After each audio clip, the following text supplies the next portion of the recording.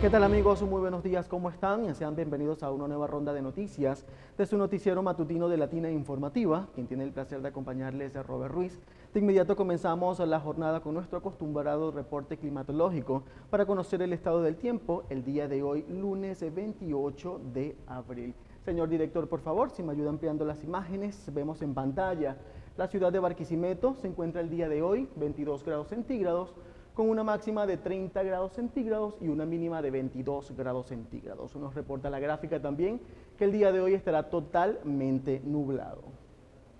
Nos vamos de inmediato a San Felipe, estado Yaracuy, 23 grados centígrados el día de hoy, con una máxima de 30 grados centígrados y una mínima de 22 grados centígrados. También nos reporta la gráfica que el día de hoy estará totalmente nublado.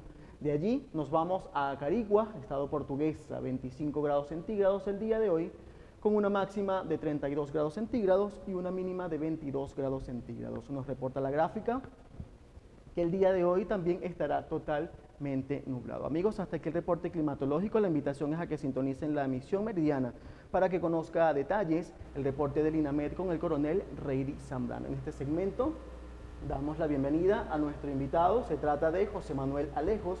Él es el presidente de Fede Cámaras Lara. Bienvenido, licenciado. Gracias por estar Gracias, Robert, por la invitación.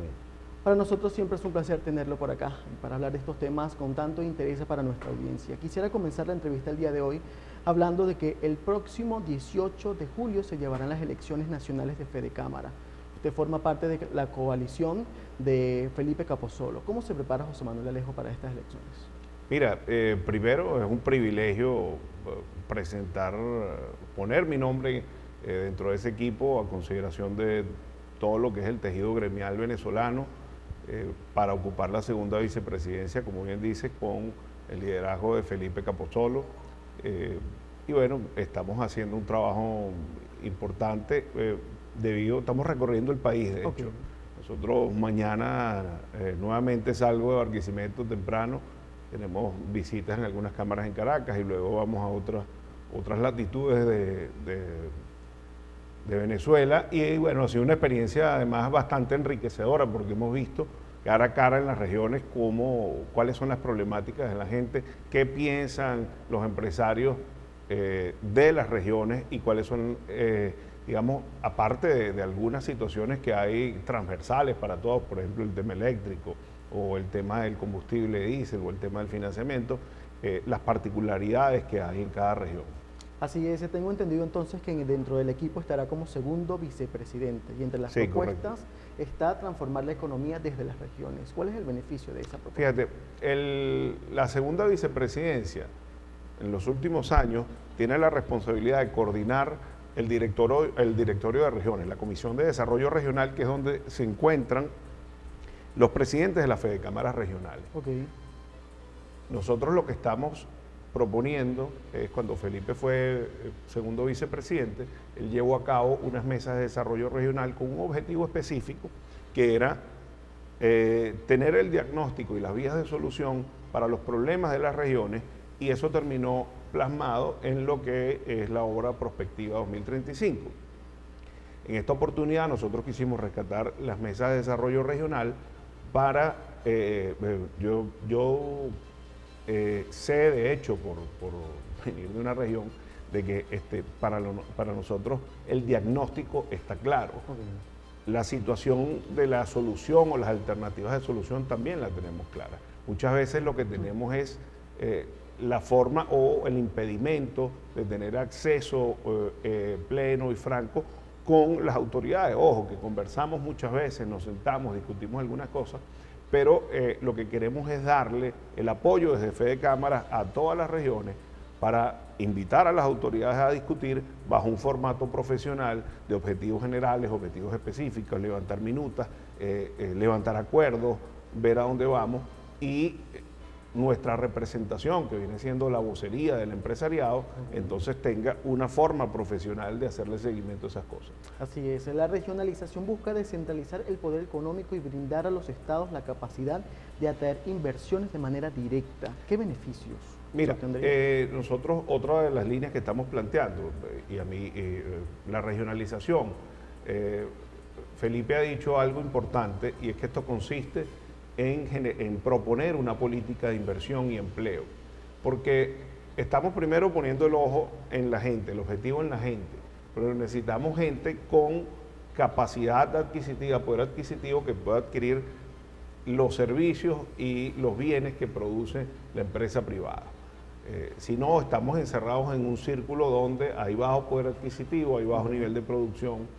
Y bueno, normalmente eso es algo que hacen los países en cualquier parte, invitan al sector público, invita al sector privado y arranca con una política de inversión en empleo. Nosotros, desde el sector privado, lo que podemos hacer es ponerla en la mesa y plantearlo. Estamos planteando precisamente eso, una política de inversión y empleo que apunte al bienestar de la gente con mejor poder adquisitivo pueda tener acceso a los bienes y servicios que produce la empresa privada. Y estamos haciendo un planteamiento específico de orientar a las regiones en la constitución de institutos de promoción de inversiones, de fomento y desarrollo, que puedan llevar bancos de proyectos, que puedan levantar data estadística, que puedan a la larga hacer un mapa de complejidad económica del Estado y puedan ser los canalizadores de proyectos para capitalizar inversión. Y te voy a poner un ejemplo. Por ejemplo,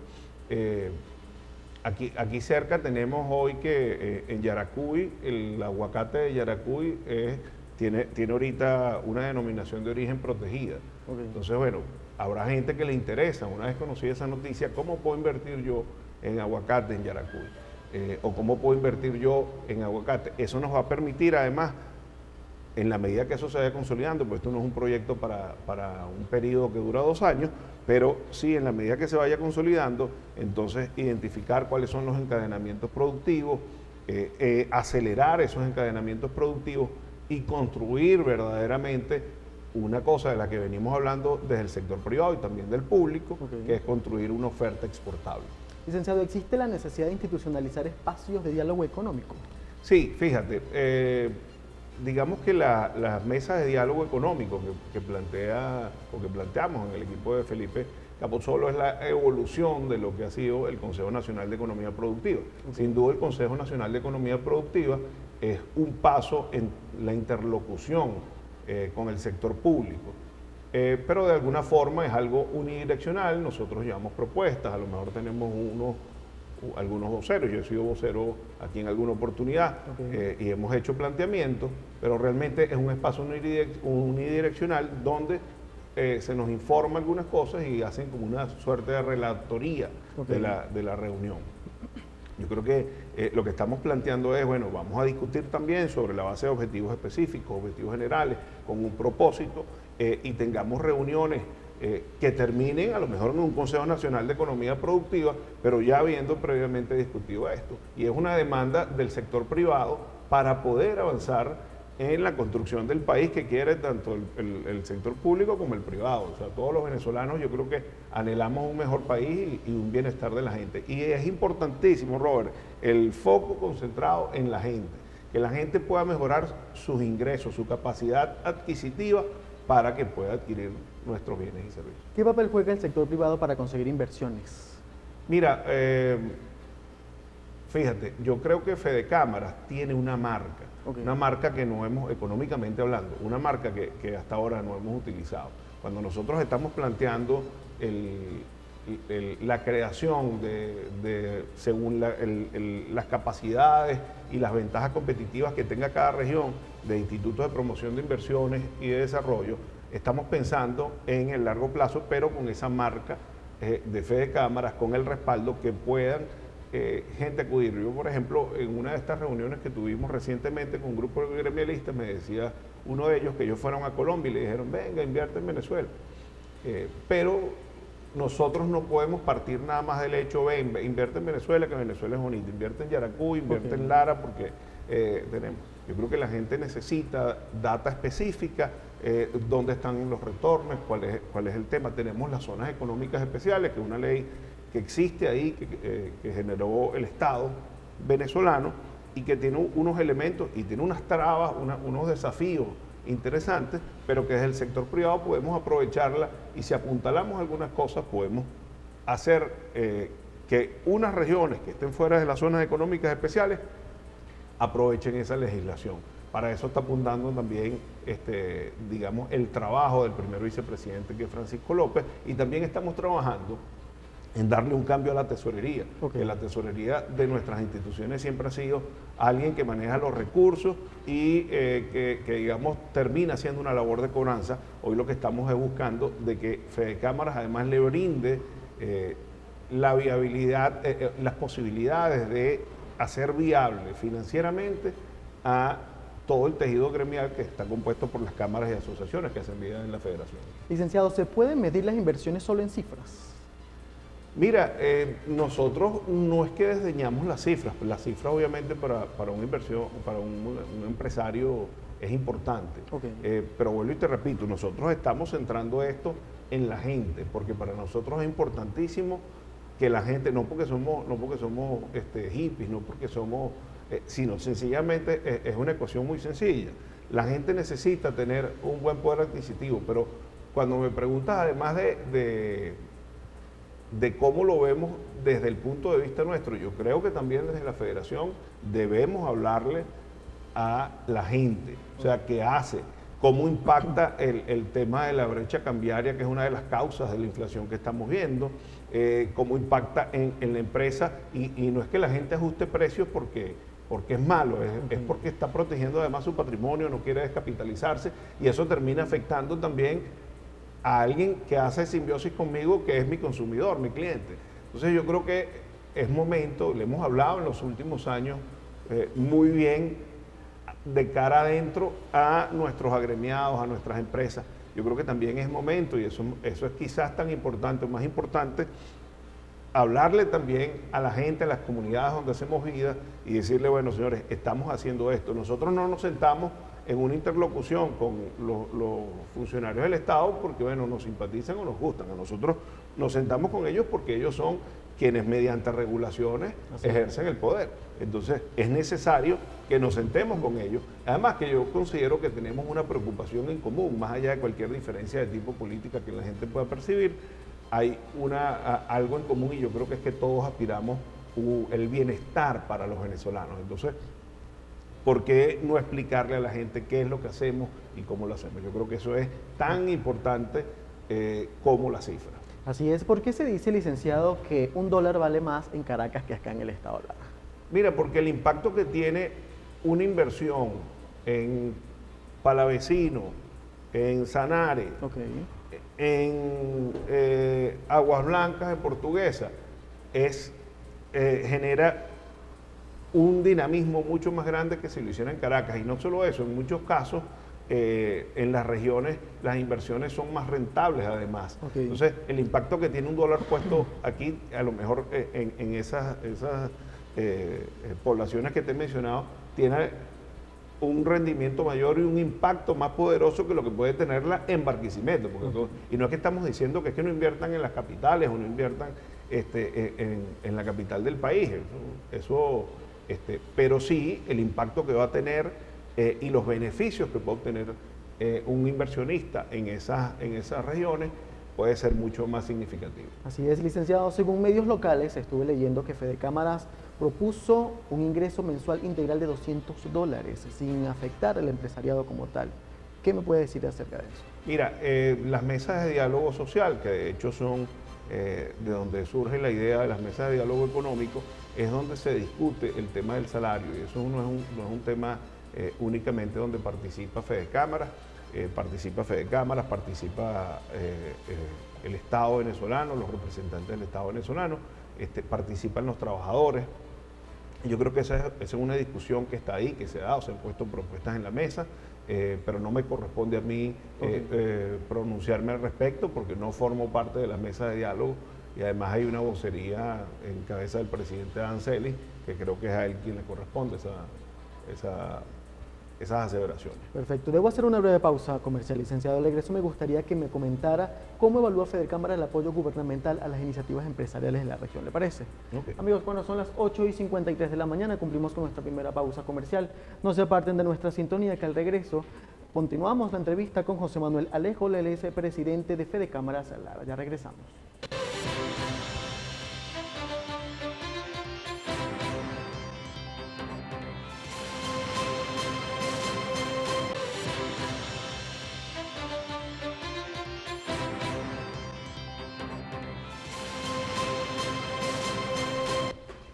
Amigos, gracias por quedarse con nuestra sintonía. Les recuerdo que nos pueden seguir a través de nuestras redes sociales, @latinainfor en la plataforma X-Latina TV en Instagram y mi cuenta personal Robert Ruiz R. En este segmento avanzamos con la entrevista. Estamos conversando con el licenciado José Manuel Alejos, él es el presidente de Fede Cámaras Lara. Licenciado, retomando el interrogante que había quedado antes de la pausa, ¿cómo evalúa el apoyo gubernamental a las iniciativas empresariales de la región? Mira, yo creo que nosotros tenemos buena comunicación con las autoridades regionales, tenemos además coincidencias en que debemos levantar la economía, el aparato productivo. Lo que sí creo que es que no tenemos una forma de hacerle seguimiento a las discusiones que tenemos al respecto y más bien vamos sobre la base de algunas cosas que van ocurriendo. Entonces, lo que pretendemos es precisamente darle mayor formalidad a esas reuniones, mayor formalidad a esa relación, profundizarla en el sentido de que le aportemos profesionalidad, como te decía ahora, mediante objetivos específicos y objetivos generales en las discusiones, con una agenda, con un cronograma, con metas y poder entonces evaluar el desempeño que tengan esas reuniones. Así es, toquemos el tema de la brecha cambiaria. ¿Cómo afecta la brecha cambiaria a la situación económica empresarial como tal? ¿Y cuál es la solución para eso? Mira, la brecha cambiaria, en mi opinión, es la causa o una de las causas más latentes que genera la inflación que hemos vivido en estos últimos 7 meses. El gobierno venía con una disciplina fiscal mucho mejor a los años anteriores. Yo creo que esa disciplina desde agosto para acá se ha puesto indisciplinada y entonces eso ha generado esa brecha cambiaria. Y la brecha cambiaria, yo te comentaba fuera del aire algo importante, la brecha cambiaria además se exacerba porque tiene un componente especulativo. Al no tener divisas en los canales formales, que es acudir a la banca, un empresario o una persona acude a la banca a adquirir divisas, bien sea para comprar bienes importados, para temas de cobertura incluso, busca y no consigue, entonces se voltea a particulares y entre los particulares, bueno, hay de todo. Entonces, obviamente eso es un mercado mucho más reducido, mucho menos informado y al final hay un tema ahí marcadamente especulativo que termina generando, y si te fijas, ha habido unos rebotes altísimos en esos indicadores que terminan luego ajustando precisamente porque son mercados muy reducidos que terminan. Pero la realidad es que cuando no hay oferta en los canales formales, entonces vas a tener estas situaciones y esa oferta está reducida precisamente porque hemos visto un incremento de la masa monetaria, es decir, dirían hace unos años emisiones de dinero inorgánico, pero eso es emisión de dinero, incremento del M2, que entonces tiende a buscar compra de bienes, a contratar servicios y entonces el bien más solicitado cuando no tienes otra cosa que comprar en tu negocio o en tu casa es entonces la divisa como mecanismo de cobertura. Licenciado, ¿cuál es la solución a ese problema? ¿Cómo se frena esa brecha cambiaria? Tenemos 3 tipos de dólares, el oficial, el paralelo, el promedio. ¿Cómo se frena? Mira, en mi opinión, yo creo que aquí tiene que retomarse esa política de disciplina fiscal que le permitió digamos que para frenar la hiperinflación, una política de disciplina fiscal, y lo puedes ver precisamente en las emisiones monetarias, cómo se redujeron.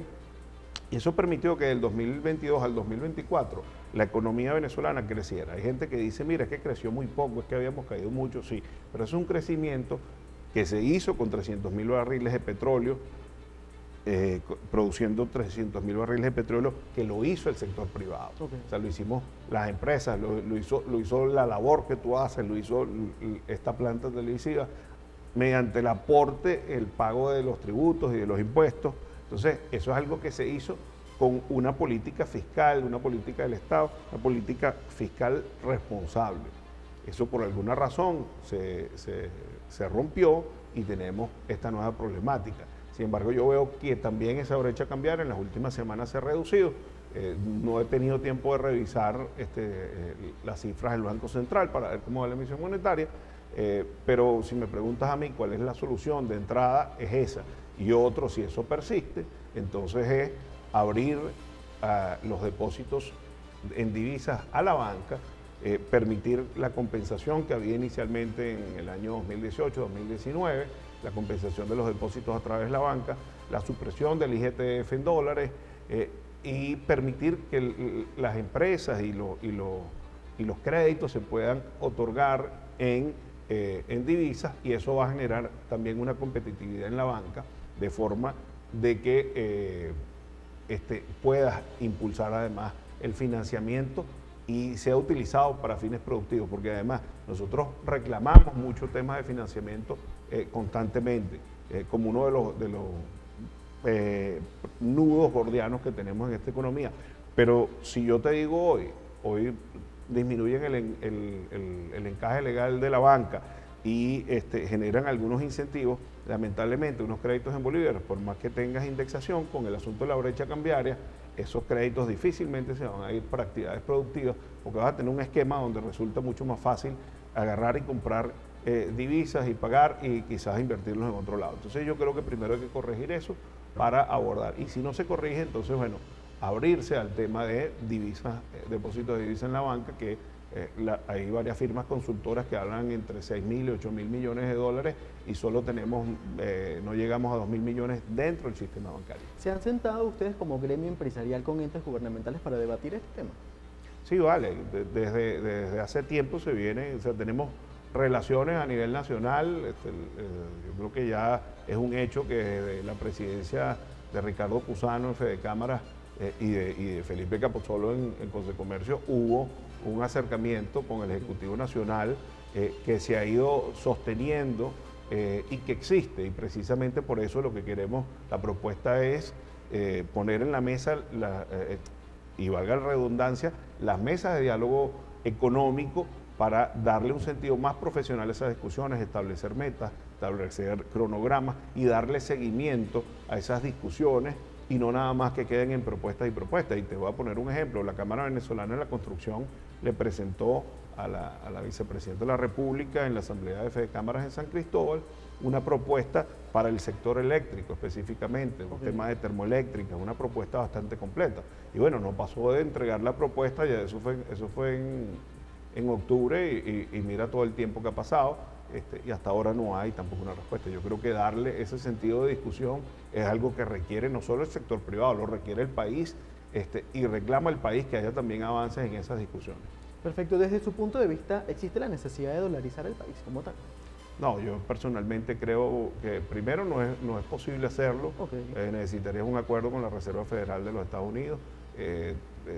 Hacer un acuerdo es inviable en este esquema de sanciones, pero es que además yo considero que la política monetaria es un buen recurso, y lo que necesitamos es, como te decía ahora, mayor disciplina fiscal,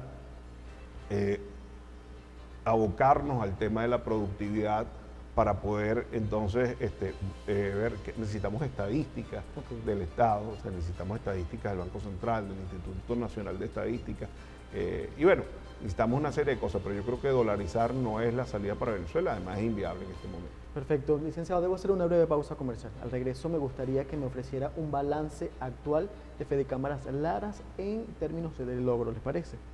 Amigos, hacemos una breve pausa comercial, no se aparten de nuestra sintonía, que estamos conversando con el licenciado José Manuel Alejos. Él es el presidente de Fedecámaras Laras. Ya regresamos.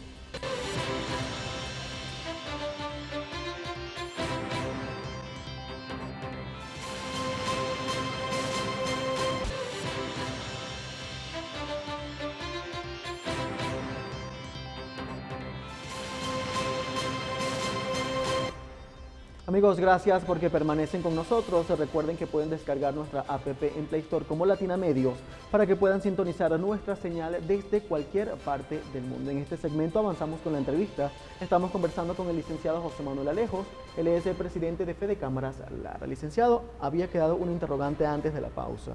¿Pudiera ofrecernos un balance actual en términos de logros de Fedecámaras Lara?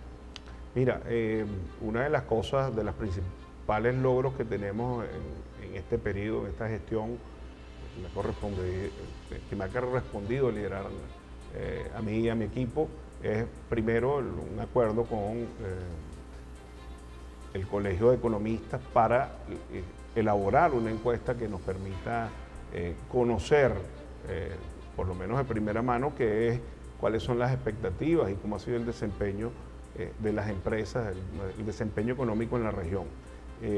Otra de las cosas que hemos logrado consolidar, recientemente aprobamos la creación de un Instituto de Promoción de Inversiones, Desarrollo y Fomento de Centro Occidente, y eso es una iniciativa que nació en Fedecámaras Lara y que además invitamos a participar a Portuguesa y a Yaracuy, porque bueno, hacemos digamos una simbiosis natural. Aparte llevamos directorios regionales a Carora, a Quibor, o sea, visitamos a nuestras cámaras regionales haciendo las discusiones ahí, además mantenemos permanentes visitas. Hemos mantenido también la presencia en el contacto con las autoridades regionales y locales. Hemos hecho actividades para fomentar o la búsqueda de la oferta exportable de la región, y algo muy importante, hemos incrementado nuestra representación. Hemos incorporado en este periodo ya 3 cámaras adicionales que forman hoy parte del directorio de Fedecámaras Lara y hacen vida en Fedecámaras también a nivel nacional. Y bueno, yo creo que son unos logros que parecen pocos, pero bueno, hay un trabajo ahí importante de mi equipo para que eso sea posible. Así es. ¿Cómo plantea Fedecámaras abordar el tema de la informalidad en el sector empresarial actualmente? Mira, Fedecámaras siempre ha estado preocupado por el tema de la informalidad. Yo creo que los países crecen en la medida de que tienen instituciones, y tú no puedes institucionalizar el país. Y eso no lo decimos nosotros, el Premio Nobel de Economía más reciente precisamente tiene una obra que dice por qué fracasan los países, y es precisamente cuando carecen de institucionalidad. Yo creo que la formalidad nos lleva a nosotros a la institucionalidad. Hemos insistido además en el tema tributario. Uno de los planteamientos, yo creo que de todos los líderes gremiales a nivel nacional, es el incremento de la base tributaria, es decir, que haya más contribuyentes, que haya mayor formalidad. Hasta la vía del monotributo, eso le da fortaleza, digamos, al Estado, porque no olvidemos que el Estado tiene cosas que no hace el sector privado. Nosotros no administramos hospitales, no administramos dispensarios, no nos ocupamos de las vías públicas, las vías de penetración. A lo mejor tú puedes arreglar la calle donde está tu empresa o donde haces vida, o en la comunidad pero no nos corresponde el resto de las vías de comunicación, no nos corresponde la seguridad, no nos corresponde. Entonces estamos conscientes de que debemos pagar impuestos para ello, obviamente también manteniendo los principios de proporcionalidad y de progresividad tributaria, pero la realidad es que necesitamos empresarios más formales para poder crecer como economía. Pero también en esos planteamientos nosotros le hacemos demandas al Ejecutivo, le hacemos demandas al Estado, de que precisamente uno de los elementos que limita esa formalidad o ese paso a la formalidad es precisamente la alta carga fiscal que tenemos en Venezuela. Así es, toquemos el tema de los servicios básicos. ¿De qué manera afecta a los servicios básicos la economía actual?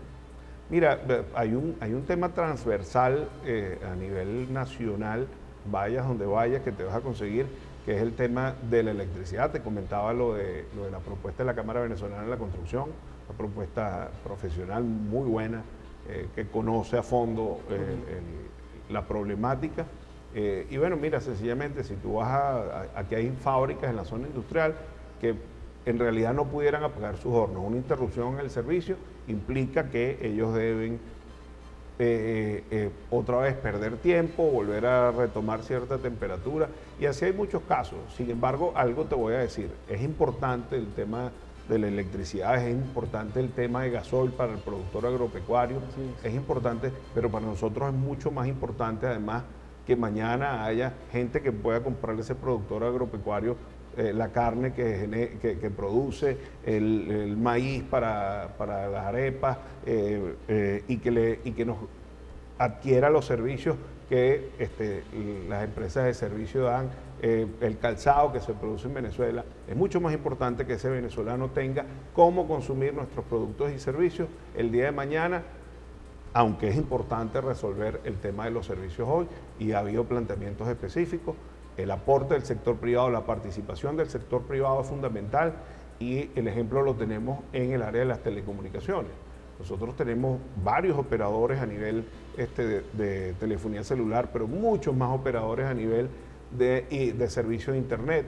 Y entonces ves como hay una competencia y tú ves en el pueblo más remoto que no hay a lo mejor las mejores vías o el servicio eléctrico es precario, entonces tienes 3 y 4 operadores de internet y ellos además compiten y dicen, si este no sirve, yo me cambio. Entonces, esa es una muestra de que en este país, bajo el esquema de regulaciones actual, incluso se puede abrirse, por lo menos en la última milla, por ejemplo, de comercialización del servicio. En el tema de atención al cliente, que también tiene que ver con servicios, quizá en el tema de la distribución, y me refiero al tema del servicio eléctrico. Entonces, hay muchas formas donde el sector privado puede aportar y donde no implique que el Estado pierda, digamos, el control de algo que se ha denominado un sector estratégico.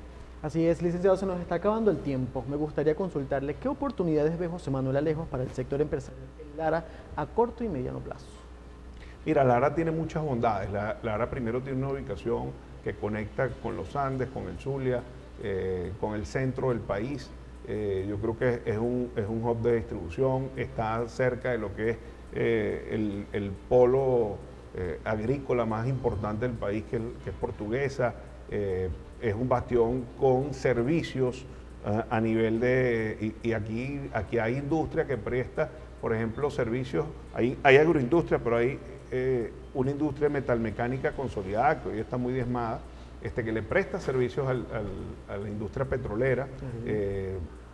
Yo creo que Lara tiene unas ventajas, además de urbanidad y tiene la conexión, el semiárido. Yo creo que hay muchos elementos a favor para hacer de Lara, digamos, un polo de atracción, de inversión al futuro y rentable además para quienes inviertan. Pero vuelvo y te repito, o sea, nosotros tenemos que no nada más contar una historia, que puede ser importante, sino además tener cifras y llevar proyectos para que eso se concrete. Y yo hablo de inversión nacional. Okay. Además, cuando tengamos las condiciones para recibir inversión internacional, entonces también podremos captar capitales internacionales. Perfecto. Ya para finalizar, ¿qué tienen agenda Fede Cámaras Lara para lo que resta del 2025? Mira, en Fede Cámaras Lara ahorita hay algo importantísimo que es de cara a la renovación institucional que hacemos cada 2 años, es la convocatoria de las elecciones. Ya se conformó la comisión electoral ya hace unos meses. La comisión electoral está trabajando, se va a celebrar una asamblea en el mes de junio, precisamente para donde se harán las elecciones de la nueva directiva de Fede Cámaras Lara, el nuevo comité ejecutivo.